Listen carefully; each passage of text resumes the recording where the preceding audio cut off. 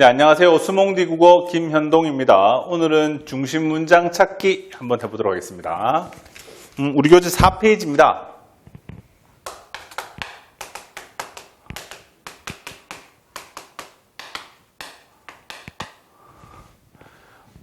가장 기본이 되는 건데 왜 이렇게 늦게 하느냐? 너무 기본이 되다 보니까 조금 지루할 수가 있습니다. 하지만 그 중요성은요, 지금까지 배웠던 모든 것들을 다 합친 것만큼이나 중요합니다. 이 기본이 되어 있지 않으면 지금까지 배웠던 수많은 것들 있죠. 관점, 관계, 과학재시문, 풀이법, 수단, 목적, 관계, 논증, 이 모든 것들이 쓸모가 없어져 버릴지도 모릅니다. 재시문은 이렇게 한 칸 들어가 있는 거, 이런 걸 보고 단락이라고 하거든요. 단락. 네. 문단이라고 합니다. 이 문단의 정의가 뭐냐면요, 이 문단 안에는 반드시 한 개의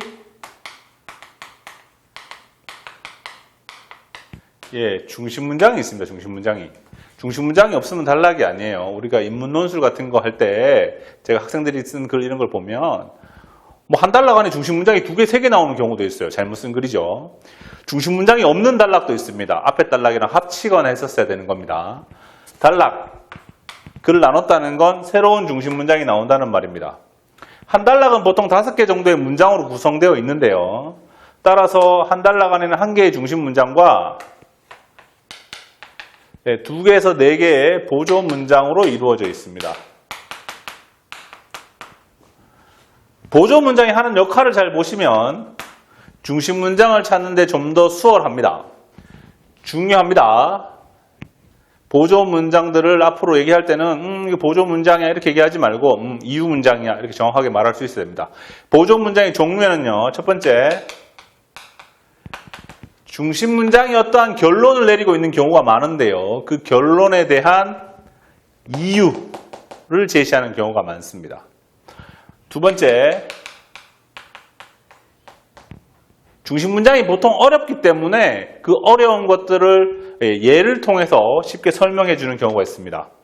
말씀을 잘 들어보셔야 됩니다. 쉽게 설명해 준다고 했죠. 그래서 아무 생각 없이 글을 읽다 보면 우리 머릿속에는 이것만 남게 되는 경우가 허다합니다. 종종 중요한 걸 놓치게 된다는 말씀입니다.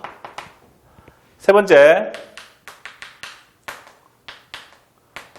중심 문장은 좀 추상적인 내용들이 많습니다. 그 추상적인 내용을 구체화하는 겁니다.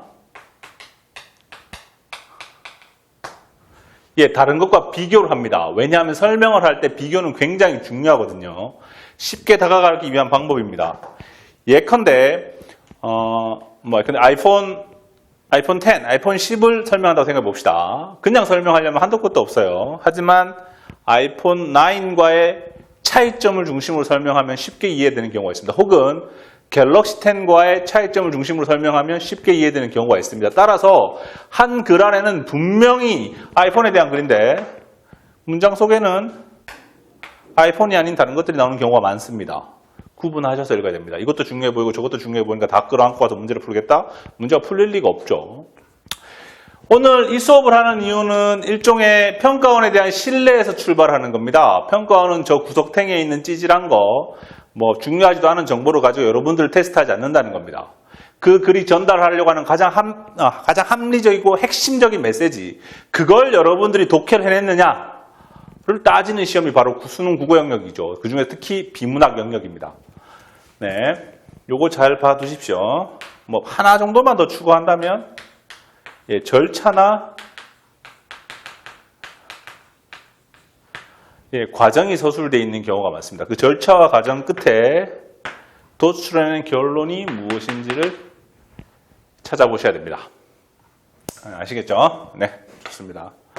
구체적으로 그럼 중심 문장은 뭐냐? 중심 문장과 보조 문장 중에서 보조 문장이 하는 역할들에 대해서 설명해 드렸고요. 자, 중심 문장은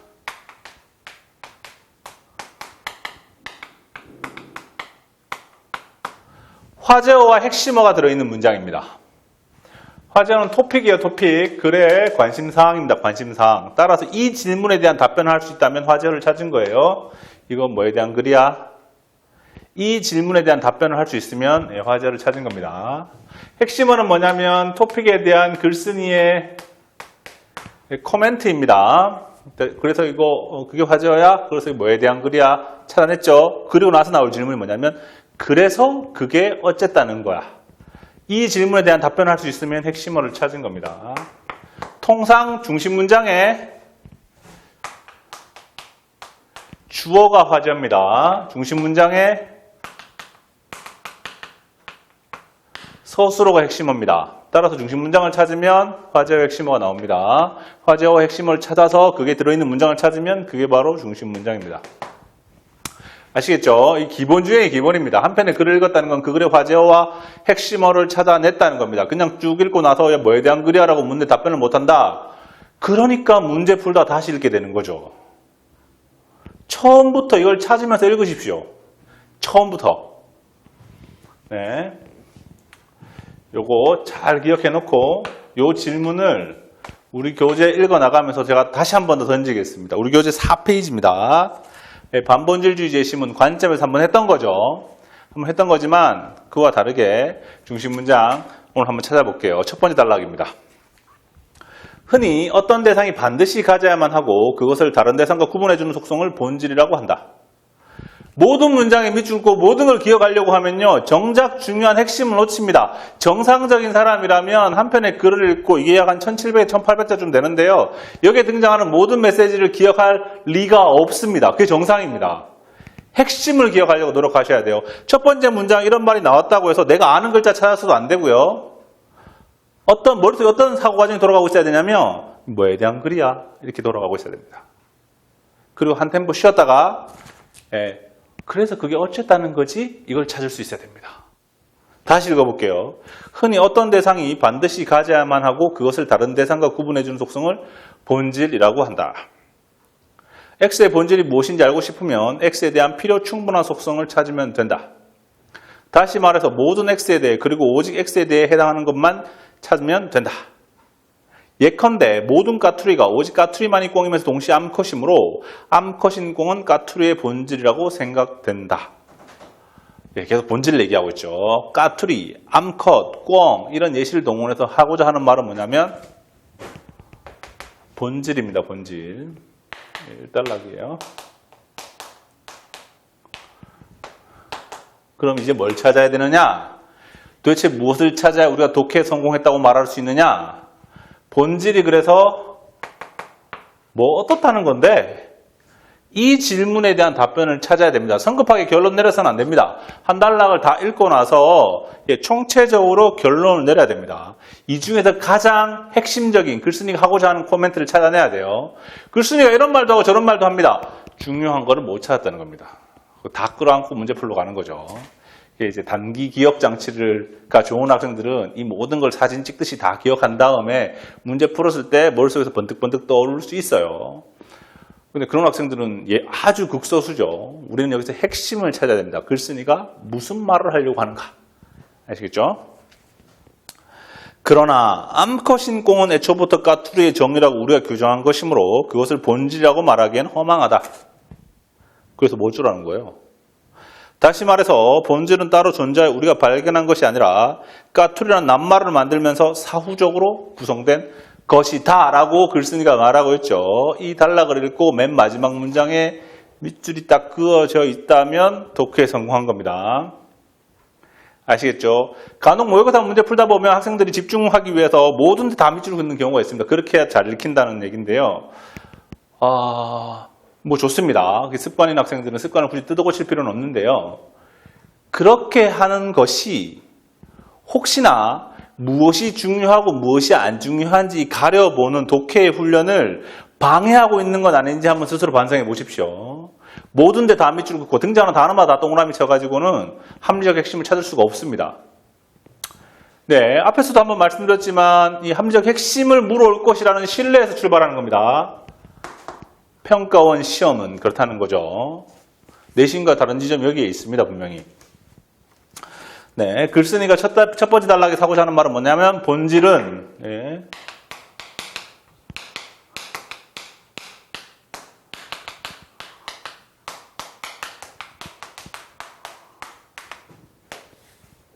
사후적으로 구성되는 것이다. 이겁니다. 본질은 사후적으로 구성되는 것이다. 무슨 말인지 어렵죠? 어렵지 않아요? 이 본질은 사후적으로 구성되는 것이다. 사후적으로 구성되는 것이다 라는 말이 무슨 말인지 쉽게 탁 감이 오나요? 안 와야 정상입니다. 중심 문장이 원래 그렇게 어렵습니다. 어려운 말이기 때문에 이유도 들고 예시도 들고 부연도 들고 비교도 하는 겁니다. 여기에서는 뭐하고 비교를 해주고 있냐면 첫 번째 문장과 비교를 해주고 있는 겁니다. 사람들이 흔히 하는 생각은 이런 건데 글쓴이가 보기에는 사람들이 흔히 하는 그 생각이 틀렸고 글쓴이가 보기에는 본질은 사후적으로 구성되는 거라는 겁니다. 이게 어렵기 때문에 예시를 드는 겁니다. 어떤 예시? 까투리의 예시를 드는 겁니다. 사람들은 까투리라고 하면 암컷인 꽁을 자연스럽게 본질이라고 떠올리지만 그렇게 본질을 정의하는 것은 매우 허망하다는 것이죠. 이겁니다. 여기 밑줄이 그어져 있느냐 안 그어져 있느냐 싸움이에요. 결국. 계속 가보겠습니다. 두 번째 단락. 서로 다른 개체를 동일한 종류의 것이라고 판단하고 의사소통에 성공하기 위해서는 개체들이 공유하는 무엇인가가 필요하다. 본질주의는 그것이 우리와 무관하게 개체 내에 본질로서 존재한다고 주장한다. 반면에 반본질주의는 그러한 본질이란 없으며 인간이 정한 언어 약정이 본질주의에서 말하는 본질의 역할을 충분히 달성할 수 있다고 주장한다. 이른바 본질은 우리가 관습적으로 부여하는 의미를 표현한 것에 불과하다는 것이다. 여기는 두 가지가 나옵니다. 본질주의와 반본질주의 두 가지가 나옵니다. 뭐에 대한 글이야? 라고 물으면 이렇게 답하는 학생이 있어요. 본질주의와 반본질주의요. 틀렸습니다. 제가 앞에서 말씀드렸죠. 아이폰 10에 대해서 나오는 글이라면 아이폰 10을 좀 더 잘 쉽게 설명해 주기 위해서 갤럭시를 끌고 들어오는 경우가 있습니다. 그럼에도 불구하고 그건 아이폰에 대한 글이에요. 갤럭시는 아이폰을 설명해 주기 위해서 끌고 들어온 비교의 대상일 뿐입니다. 여기서도 마찬가지입니다. 그냥 아무렇게나 쉽게 툭툭 던지지 말고 두 번째 단락을 잘 읽고 본질주의에 대한 글인지 반본질주의에 대한 글인지 한번 잘 읽어보세요. 잘 읽어보면 반본질주의를 설명하기 위해서 본질주의를 끌고 들어와서 비교해주고 있다는 것을 알 수 있습니다. 반본질주의는 뭐라고 얘기하느냐? 예, 다시 나오죠. 본질이 뭐다? 예, 본질주의 X 칠게요. 예, X 칠게요. 비교해주는 대상일 뿐입니다. 본질주의는 뭐라고 얘기하느냐? 예, 본질은 반본질주의는 본질은 관습적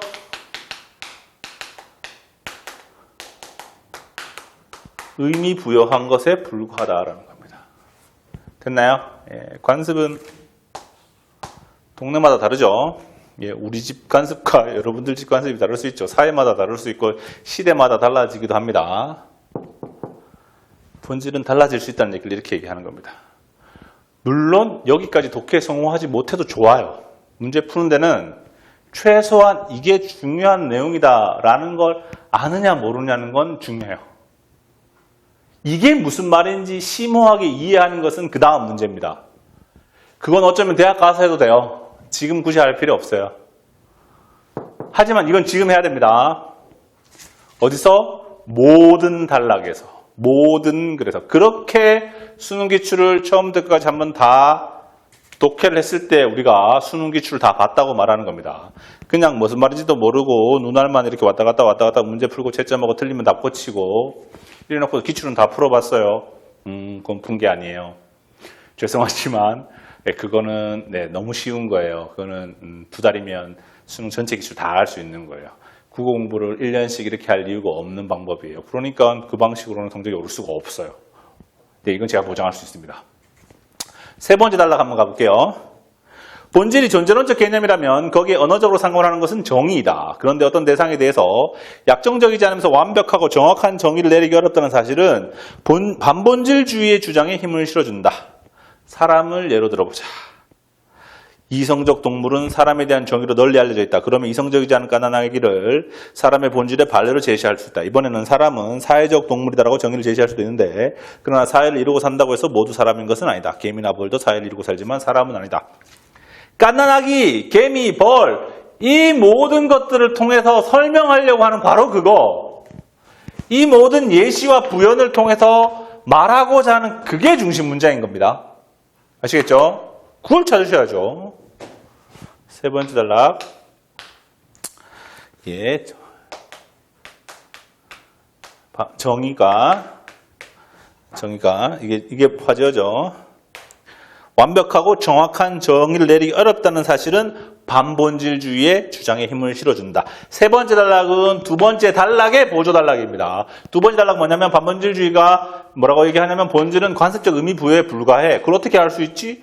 정의를 한번 봐봐. 정의는이라고 할까요? 정의는 약정적이지 않으면서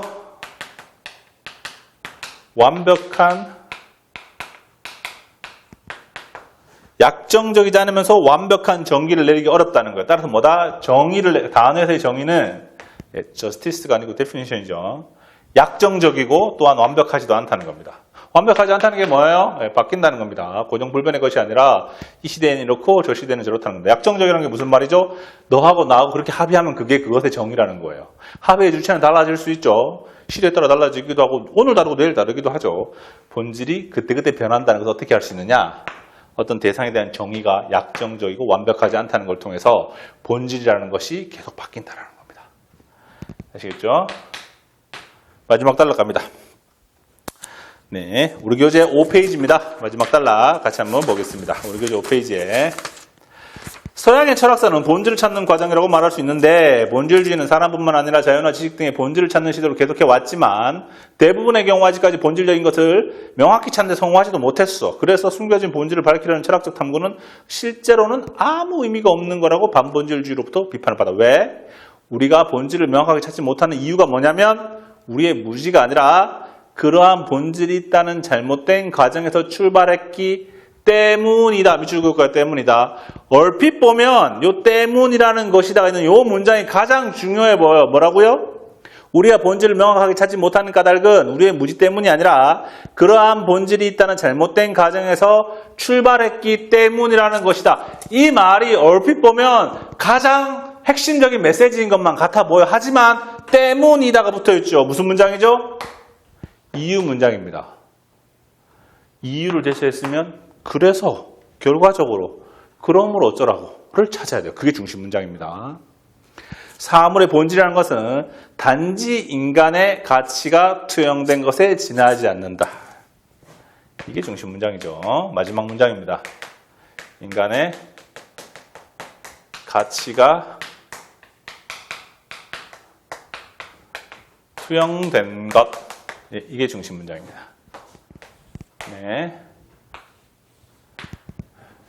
이게 이 제시문에 대한 완벽한 요약이라면, 만약에 완벽한 요약이라면 이것만으로도 문제 중 대다수는 풀립니다. 실제로 대다수는 풀리게 되어 있습니다. 그리고 이걸 좀 더 깊이 이해하기 위해서 필요한 게 뭐냐면 우리 스몽디 국어 강의 제1강 관점이라는 겁니다. 관점. 이 강의를 보시는 분들은 지금이라도 1강을 다시 돌려보세요. 그래서 제가 왼쪽 오른쪽 막 이러면서 보편성과 특수성에 대해서 잔뜩 설명해 놓은 게 있습니다. 이건 전체가 다 특수성에 대한 내용이죠. 됐나요? 그러니까 지금까지 우리가 배워왔던 것들은 어떤 제시문을 좀 더 깊이 있게 이해하기 위한 것이고 이거는 제시문 더미들 중에서 무엇이 중요한지를 솎아내는 과정이에요. 시간적, 논리적으로는 이걸 먼저 해야 되지만 이거는 매일매일 꾸준히 수능 전날까지 계속해야 되는 작업이고 지금까지 우리가 배워왔던 것들은 뭐냐면 배워서 써먹어야 되는 과정이에요. 이건 자칫 잘못하면 지루할 수가 있기 때문에 뒷부분으로 돌려놓은 겁니다. 뒷부분으로 돌려놨다고 해서 안 중요한 게 아니에요. 훨씬 더 중요할 수 있습니다. 지금 이걸 다 하고 나서 다시 1강으로 돌아가 보십시오. 다른 게 보일 겁니다.